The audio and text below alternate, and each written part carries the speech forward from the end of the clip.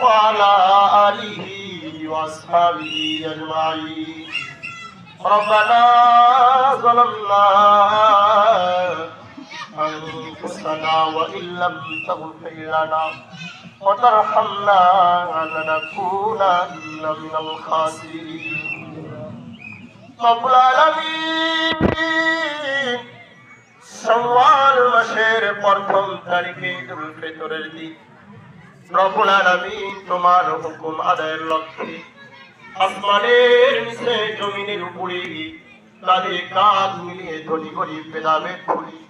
তোমার কুদরতি পাঠারাজিস আল্লাহ আল্লাহ তুমি সকলের মনের নেক আশাকে তুমি পূরণ করিয়া দাও রব্বুল আলামিন আল্লাহ অনেক মায়ের সন্তান দেশের বাইরে রয়েছে মা বাবার কাছে আসতে পারে নাই গো আল্লাহ